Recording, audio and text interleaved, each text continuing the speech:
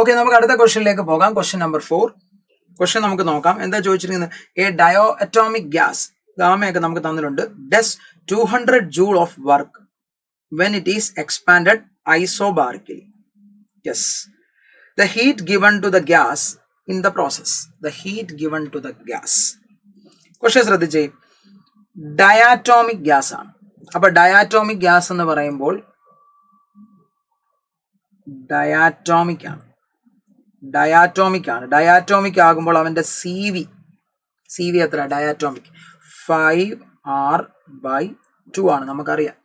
അതേപോലെ തന്നെ C P എത്രയാണ്? സി പി എന്ന് പറയുന്നത് 7R/2 ആണ്, അല്ലെങ്കിൽ 5/2R 7/2 R. നിങ്ങൾക്ക് അറിയാവുന്ന വാല്യൂസ് ആണ്. നമുക്ക് ഗാമ ഓൾറെഡി തന്നിട്ടുണ്ട്. ഗാമയുടെ വാല്യൂ എത്രയാണ്?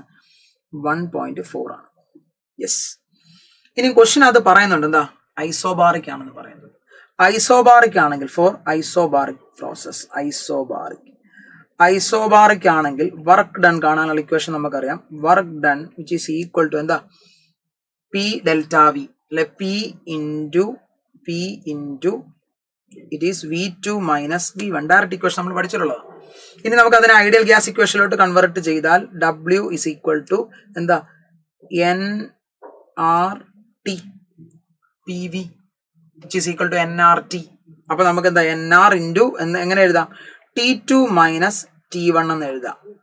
ഞാനിത് ഐഡിയൽ ഗ്യാസ് ഇക്വേഷനിലാണ് എഴുതിയത്. Clear?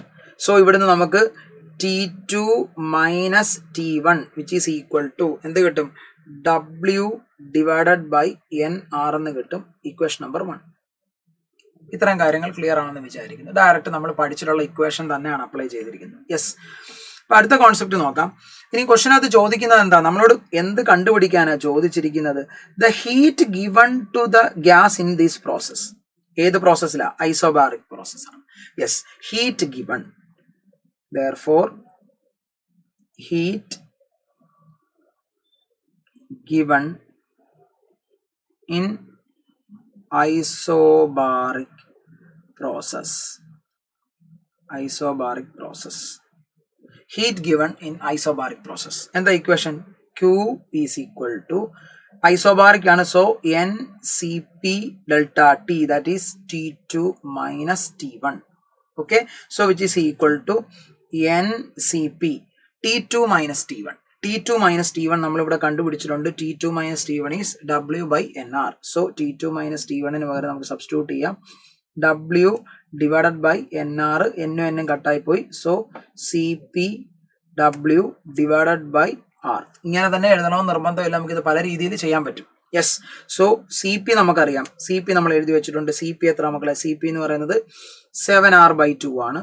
So C P equal to 7R/2 into W by R into W by R. ഇവിടുന്ന് ഒരു ആറ് നമുക്ക് കട്ട് ചെയ്ത് കളയാം. സോ നമുക്ക് ഫൈനലി കിട്ടും Q is equal to heat given. Q equal to എത്രയാണ്? 7/2 W.